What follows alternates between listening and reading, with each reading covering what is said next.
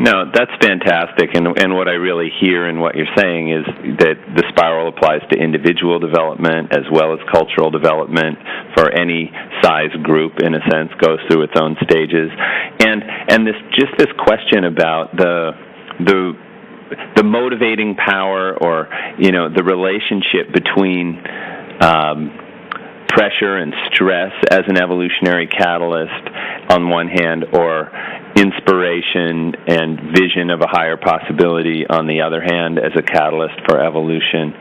Do you think they're both equal catalysts? Are they catalysts at different levels? In other words, is it that when someone's when one is in a basic survival consciousness, then obviously fear is what's going to motivate them, versus maybe someone who's further up on the spiral and starting to get into the postmodern or integral levels, then maybe they can be more easily motivated by a vision of possibility? Or I want to just get a little into that question on its own. Do you have any thoughts about that? I think that's a critical issue, and obviously because, you know, people like us know about basketball and we know about a full court press, then we know we do all of these things, and we have the sensitivity to read carefully where a culture is and who the change system wizards are, who that you can enlist, who can speak the language of different levels, and they become part of your overarching solution. I had a great meeting with Deepak Chopra the other day in San Diego. Els and I were in there. One of the most impressive people I've encountered in some time. I just didn't know what he was really like. And he's really beginning to show that sensitivity because he's a medical doctor for sure and understands the feeling systems and the energy systems in the body. And the conversation we had, but you find the same energy systems in an organization. And you find the same energy systems in a culture.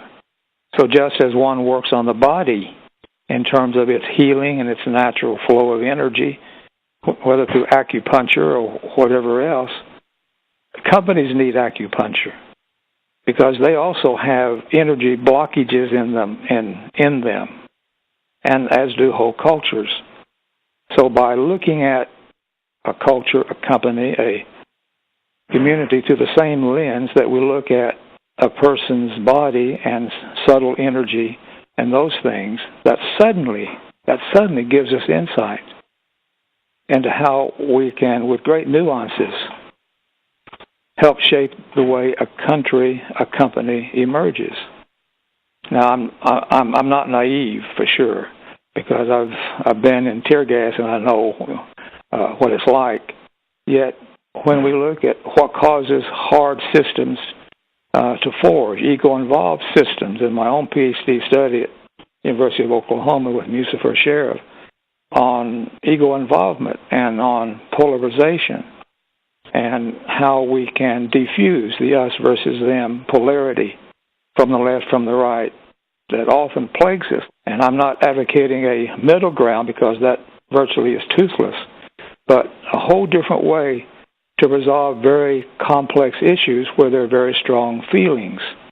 That new technologies have come out of this kind of study at Oklahoma on how it is possible today for enlightened evolutionary leaders to play major roles in diffusing the kind of polarity that results in killing in the name of God or in the name of Allah. And that's the real challenge, I think, in front of us. Knowing in some cases the very hard dissonance is necessary to give wake-up calls to unfreeze systems. In other areas, a much softer kind of approach.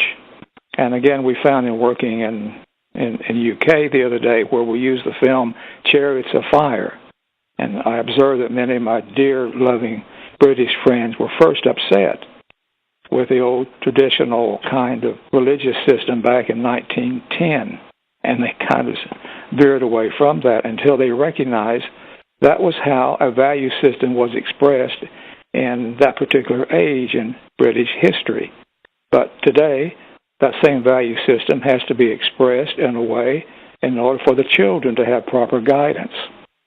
So there are all kind of ways, you see, to really look at emergence by tapping into what people already know and what can be used in a different way in order to assist them in their particular attempt, in the case of Great Britain, to restructure and redefine that wonderful British system so the sun never sets on the British soil.